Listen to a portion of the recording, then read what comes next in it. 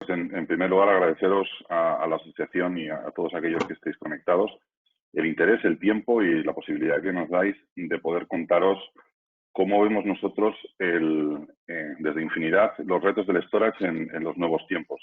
Creo que coincidiremos todos en que los tiempos que vivimos ahora pues no tienen nada que ver con lo que estaba pasando hace pues eso, apenas 5 meses. Y por lo tanto creo que es interesante hacer un repaso de cuáles son las tendencias o los retos a los que nos enfrentamos desde el punto de vista del almacenamiento. Vale. Algo que no ha cambiado, independientemente de los tiempos que estemos viviendo, es el hecho de que para poder conseguir una ventaja competitiva, hablo del mundo del almacenamiento, hay 3 elementos que tenemos que poder conjugar. Uno es el rendimiento, otro la disponibilidad y otro el coste. Cuanto mayor rendimiento, mayor disponibilidad y menor coste, vamos a poder obtener una mayor ventaja competitiva. Eso es algo que parece obvio. Pero es más importante o cobra más relevancia cuando estamos hablando de la explosión de datos que estamos viviendo a día de hoy. Creo que estaremos todos de acuerdo en que la capacidad de almacenar datos y de procesar datos crece de una manera exponencial. Cualquier tipo de organización o de empresa que esté hoy en día en el mercado es consciente de que estas necesidades de almacenamiento crecen, yo te diría que es ya casi de una manera hasta poco previsible, ¿vale? Aquí tenemos algunos datos de consultoras y incluso de fabricantes, como puede ser Cisco o Splunk, que ellos mismos están también dando visibilidad de cuál es esa expectativa o esa proyección de crecimiento de datos. Si además incluimos nuevas regulaciones en el ámbito de todo el tipo de empresas, pero sobre todo aquellas que están tratando con datos sensibles, y cada vez hay más datos sensibles, vemos que no solamente existe una explosión de datos por almacenar más o por generar más, sino porque además nos imponen de alguna manera el poder tener que utilizar tecnologías como el cifrado, que hace que algunas de las innovaciones en el ámbito de, digamos, de la optimización del dato dentro de los sistemas de almacenamiento, pues pierdan relevancia. Claramente estamos entrando en la era petabyte. Hace ya muchos años que cuando se funda la Infinidad en el 2011, ya lo hicimos con la idea de que el mundo estaba avanzando hacia esta nueva era. Hemos dejado de hablar de terabytes para empezar a hablar de petabytes con una naturalidad que hasta hace relativamente poco era extraña. Comentaba esta mañana con un cliente, por ejemplo, que bueno, a nivel mundial tenemos 6 exabytes de datos implementados en producción, pero que lo interesante no era que fuesen 6 exabytes, sino que de 5 a 6 ha ocurrido en los últimos 6 meses, lo cual nos da un poquito la razón de haber diseñado una infraestructura o diseñado una tecnología que permita absorber ese crecimiento exponencial de datos que comentaba. Voy a pasar por cada uno de estos 3 elementos y cómo de alguna manera tenemos que reaccionar en la nueva era ante los retos que se nos plantean. Históricamente, cuando hemos necesitado más rendimiento, lo que hemos hecho ha sido pasar del disco rotacional de toda la vida a disco de estado sólido para poder obtener menores latencias y mayor rendimiento. ¿Qué ocurre? Que si aún así se nos quedaba corto, pues entonces ya abrazábamos el concepto del NVMe y cuando ese se nos quede corto íbamos al SCM, así en una carrera, digamos, loca por obtener la media más rápida y la media con la menor latencia posible, ¿vale? Claro, esto está muy bien cuando estamos hablando de escalas terabytes, cuando hablamos de 10, 15, 20, 50 terabytes. ¿Por qué? Porque podemos permitirnoslo. Pero cuando las organizaciones están manejando, como hablábamos antes, escala del petabyte, cuando estamos hablando de 2 petabytes o 4 petabytes, tener un almacenamiento exclusivamente formado por este tipo de tecnologías hace que desde el punto de vista del coste, que es un elemento que ya hablaremos más adelante, sea impracticable. Entonces, ¿cómo podemos resolver el problema? ¿Cómo podemos direccionar esta situación? Bueno, pues desde Infinidad lo que dijimos es, vamos a aplicar, digamos, conceptos matemáticos, conceptos de inteligencia artificial para hacer más eficientes los almacenamientos. Es decir, no vamos a entrar en la carrera de voy a ponerlo todo, voy a forrar todos mis sistemas de almacenamiento de flash, sino que lo que voy a hacer es aplicar la matemática para poder obtener lo mejor de cada uno de los elementos. De esa manera, dentro de las cabinas, algoritmos de inteligencia artificial que nos permitan analizar las cargas de trabajo en tiempo real, lo que llamamos Neural Cache, que no es más que una estructura matemática, un árbol tridimensional que nos permite relacionar todos los bloques de datos que existen dentro de las cabinas para saber quién está relacionado y en qué grado con quién. ¿Para qué? Para poder predecir cuando una aplicación requiera de un dato, el poder predecir cuáles son los datos asociados que van a precisar y colocarlos, pues básicamente en la media más rápida que existe, que es la RAM. Es decir, hemos sido capaces de poder desacoplar digamos, el plano de la capacidad, de la persistencia del dato, para lo cual utilizamos Nearline SAS, utilizamos la tecnología más barata y que más densidad de teras puede darnos, pero a la vez entregar la I/O, entregar la información directamente desde la media más rápida que existe, mucho más que cualquiera de las que he mencionado antes, que es justamente la memoria RAM. Y para aquellos casos donde los working sets sean lo suficientemente grandes, pues acudir al apoyo de estado sólido como segundo nivel de caché para, como decía, dar servicio a las aplicaciones. Y así es como en la nueva era, en el nuevo mundo de la escala petabyte, somos capaces de poder dar un rendimiento que otros, para poder dar, pues precisan de utilizar muchísima más infraestructura y una infraestructura evidentemente más costosa. Desde el punto de vista de la disponibilidad, 3 siempre es mejor que 2. Y 3 es mejor que 2 porque cuando estamos consolidando tantísima información, cuando estamos hablando de petabytes en equipos únicos, más nos vale que esté bien diseñada la infraestructura, la arquitectura, para que no tengamos un problema y si tenemos un problema, el que no afecte a la producción. En esa línea, digamos, hay como tres áreas o tres pilares. El primero es la fiabilidad, que consiste en tener los datos siempre protegidos, donde la aproximación ya no puede ser una aproximación como históricamente se ha hecho en el mundo del almacenamiento, que es una arquitectura N+1, es decir, para todos aquellos elementos críticos lo que hago es duplicarlos, típicamente 2 controladoras, 2 baterías, 2 tomas de corriente, etcétera, etcétera. Duplicar todo aquello que sea un elemento crítico en el almacenamiento. Eso está bien en la época, en la era del terabyte, pero cuando empezamos a hablar de que estamos consolidando muchas cargas de trabajo y que estamos consolidando muchos petabytes de información que tienen que estar siempre accesibles, la doble redundancia no es suficiente y tenemos que ir a esquemas de triple redundancia, ¿vale? Que sean capaces de ver la información de manera activa las 3, ¿vale?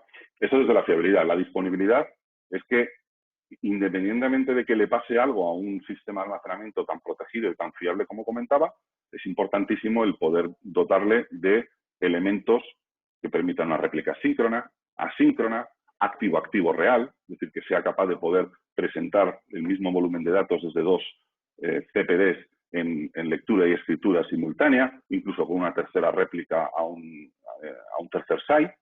Este tipo de tecnologías son vitales para que las compañías, incluso en el caso de un desastre que no tiene por qué ser producido por el sistema de almacenamiento, sino porque va a tener una inundación, un fuego o cualquier otro tipo de percance, aún así los datos sigan disponibles. Y desde el punto de vista del servicio, pues evidentemente hay que dotar a estas infraestructuras de todos los procesos de acompañamiento, de servicio proactivo, de soporte proactivo, la capacidad de poder recuperar la información de cómo están las cabinas en un momento dado, el poder hacer un análisis proactivo también de cómo se van a comportar en el futuro, etcétera, etcétera. Entonces, todos estos elementos son indispensables para poder direccionar infraestructuras que sean capaces de dar respuesta en el entorno del multipetabyte. Y por último, tenemos el elemento del coste, como hablaba en esa primera ecuación del almacenamiento. Creo que estaremos todos de acuerdo que los tiempos están cambiando. Lo que no sé es si nosotros también estamos cambiando, si nuestras organizaciones estamos cambiando. Existe una incertidumbre enorme en el ámbito, por ejemplo, de la salud pública. ¿Va a haber vacuna? ¿Cuándo la va a haber? va a haber segundas oleadas, rebrotes. Esta mañana, por ejemplo, en el resumen de LinkedIn aparecía la noticia de que tenemos en España 390 nuevos casos. ¿Qué supone esto? ¿Va a haber nuevos confinamientos? También tenemos la incertidumbre financiera. ¿Qué va a pasar con los mercados? ¿Dónde van a ir las inversiones? En este mismo resumen, por ejemplo, también se mencionaba que el 95,7% de los españoles no prevé hacer ninguna inversión o compra en los próximos meses. Esto es según el CIS, ¿vale? Y tampoco debemos olvidar lo que más directamente nos afecta a todos los que estamos hoy en este panel. Y es que, ¿qué pasa con las operaciones de IT? Las demandas son cambiantes e impredecibles. ¿Qué proyectos van a ser esenciales? ¿Cuáles van a ser secundarios? Todos hemos vivido en esta situación pues, un cambio inmediato de un día para otro en el que toda la prioridad se basó en poder dar acceso a la mayor cantidad posible de trabajadores en torno de teletrabajo, por ejemplo, algo que nadie evidentemente se planteaba que pudiera ocurrir. Estos elementos, y son simplemente un ejemplo, claramente nos indican que la estrategia de IT debe cambiar. Y debe cambiar y debemos ser capaces de poder evaluar cómo se produce ese cambio. Hay que evaluar cuál es la nueva estrategia. En ese sentido, tenemos varios elementos a analizar. El primero es el coste. ¿Cuánto cuesta correr un proceso de negocio o aplicación? Ese es un elemento relativamente sencillo de identificar. Pero luego tenemos el siguiente, ¿cuál es la liquidez que necesito? Es decir, ¿cuándo hay que pagar aquello que estoy adquiriendo o usando? ¿Tengo que hacerlo upfront? ¿Puedo hacerlo cuando realmente lo use? Luego tenemos que, claro, el hecho de que se reduzcan los mercados por la incertidumbre que se está generando, lo que hace es que la competencia sea mucho más agresiva y, por lo tanto, el time to market gana una mayor relevancia. Es todavía más importante que antes. ¿Qué pasa con las estructuras de costes? Hay muchas compañías o organizaciones que históricamente pues, han optado por el uso de la inversión o el CAPEX de manera exclusiva. Pero claro, en esta nueva situación es el momento de cambiar al gasto, al OPEX, o incluso una combinación de ambos. Luego tenemos la sobrecarga en la administración. ¿Por qué? Porque, por desgracia, muchas organizaciones posiblemente verán sus departamentos de IT reducidos y, sin embargo, habrá que seguir manteniendo las aplicaciones y los procesos de negocio, como hasta ahora. Seguramente habrá que también optimizar esos procesos de negocio, pero habrá que hacerlo con el personal disponible. Y estos 5 parámetros pues, nos llevan al sexto, que es el riesgo en general. ¿Va a poder el área de IT ayudar a mitigar el riesgo en el negocio? Ante esta situación existen varias estrategias potenciales. La primera, no hacer nada. Nos quedamos tal cual estamos. Claramente esta opción no va a mejorar los costes ni la liquidez, pero lo que sí va a hacer es impactar muy negativamente en el time to market, ya que seguramente los competidores sí hayan hecho los deberes y por lo tanto estén en una mejor posición. También es muy probable que con la reducción en el departamento o en el personal de IT, la sobrecarga de administración será muchísimo más grande. En resumen, el riesgo aumentará de una manera importante. La segunda opción es, oye, cambio radicalmente y me lo llevo todo a la nube pública. Esta opción claramente nos permite repartir los costes en el tiempo y muy probablemente ayude a la sobrecarga de la administración y, por supuesto, al time to market.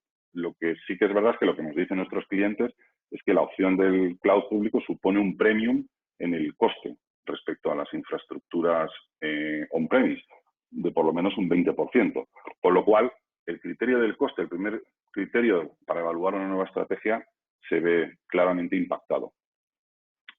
Bueno, otra alternativa es decir, bueno, voy a hacer pequeñas adquisiciones tácticas ante esta situación de incertidumbre, pues lo que voy a hacer es puntualmente y en los momentos en los que necesite hacer adquisiciones de almacenamiento, que al final suponen unos larguísimos procesos de compra y que facilitan la creación de silos, lo cual hace que la administración sea más compleja, para lo cual posiblemente no contemos con los recursos necesarios. Y ahora a este punto podemos decir que el cloud público nos proporciona agilidad, pero no me ayuda demasiado en los costes. Así que bueno, podemos mirar otra vez a la nube privada para la contención de los mismos, de los costes. ¿Dónde tenemos más capacidad de influir? ¿En los costes de la nube pública o en la flexibilidad en la nube privada? Bueno, Aquí es justamente donde entra nuevos modelos, donde la innovación, además de en la parte técnica a nivel de funcionalidad o a nivel de infraestructura, a nivel de arquitectura, es importante, pero también es muy importante empezar a innovar y a ser capaces de dar al mercado herramientas nuevas que les permitan poder seguir con su negocio y poder ir hacia el modelo donde pensamos que tiene más sentido para las organizaciones. ¿En qué consiste al final? Bueno, para poder sobreponerme a la incertidumbre, lo que tenemos que ser es lo más flexibles posibles. Entonces, puede ser situaciones en las cuales yo lo que tenga es una capacidad base que he adquirido en un modelo más tradicional, pero sobre una infraestructura, digamos, que tiene más almacenamiento no usado y no pagado por parte del cliente. En ese sentido, somos capaces de poder ir creciendo de manera inmediata, ¿vale?, con costes conocidos a priori y dándole la mayor flexibilidad posible y la reacción que necesitan no solo los departamentos de IT, sino los negocios, que es a quienes se les da el soporte. Pero imaginamos que tenemos una situación puntual en la cual necesitamos una capacidad temporal. ¿Por qué? Pues porque hay un nuevo proyecto, hay una migración, hay una nueva aplicación en la que queremos testear, pruebas de concepto, nuevos confinamientos, ¿vale?, que sabemos que son algo que va a durar 1, 2, 3 meses, pero que luego vamos a volver a una cierta normalidad. Por lo tanto, es algo que necesito temporalmente. Bueno, en el momento que lo necesite, ser capaz de proveerlo, y cuando deje de necesitarlo, pues dejar de proveerlo. Por supuesto, también, si esa capacidad temporal fuese necesaria mantenerla en el tiempo, pues convertirla en capacidad base como inversión, ¿vale? Esto es lo que nos va a permitir es sobreponernos a la incertidumbre financiera, uno de los elementos que comentábamos al principio y que están, de alguna manera, influyendo de manera muy importante a todos los mercados y a todas las compañías que estamos en ello. Nos da la máxima flexibilidad, el poder elegir entre CAPEX, OPEX o ambos, dependiendo de cuál sea el momento y cuál sea el requerimiento. Lo podemos hacer además sin un compromiso en el crecimiento. Esto no implica que si al cabo de unos años no se ha utilizado ese almacenamiento, hay algún tipo de penalización. Hay que dar la mayor flexibilidad posible a las organizaciones para poder hacer uso de sus assets, ¿vale? Y, por supuesto, la transparencia. Que los departamentos de IT y sus departamentos financieros de soporte entiendan perfectamente qué implica desde el punto de vista de los costes el crecer o no crecer, para poder hacer así una evaluación correcta de cuáles son los riesgos que adquiere la compañía a la hora de lanzar una nueva aplicación, un nuevo servicio o un nuevo producto. En resumen, tenemos ante nosotros tres alternativas, tres arquitecturas. Digamos, arquitecturas basadas en puro all-flash, las tradicionales híbridas, y en lo que llamamos nosotros híbrido moderno, porque desde el punto de vista del hardware, efectivamente, es una arquitectura híbrida, pero aplicando esos algoritmos y esa aproximación de inteligencia artificial para la entrega de la información, para la entrega de los bloques de datos dentro de las cadenas de almacenamiento. Desde el punto de vista del rendimiento, lo hemos comentado antes, las aplicaciones precisan de unas latencias menores del milisegundo. Cada vez cobra más importancia el poder tener latencias por debajo del milisegundo, más que la cantidad de IOPS, aunque también es importante, a la hora de poder consolidar cargas de trabajo. Que sea simple de uso. Al final, el coste de un almacenamiento no es lo que te cuesta comprar un tera, que eso evidentemente es importante, sino durante cuánto tiempo lo vas a tener y cómo vas a tener que gestionarlo. Cuanto más complejo sea, más caro va a ser el TCO. En términos de escala, pues, como decía, estamos hablando ya de multipetabytes, por lo tanto, tienen que ser las arquitecturas capaces de poder direccionar ese crecimiento de datos. En términos de disponibilidad, una vez más, altísima disponibilidad para poder dar la tranquilidad al negocio de que sus sistemas de información soportan las aplicaciones y los procesos de negocio. Y por último, el coste. Pues evidentemente el coste tiene que ser lo más efectivo posible para poder hacer un uso real y un uso eficiente de las capacidades de almacenamiento. Por mi parte, agradeceros el tiempo que me habéis dedicado en este en esta presentación y quedo, por supuesto, a vuestra disposición para cualquier duda después de la presentación de mis compañeros. Muchas gracias.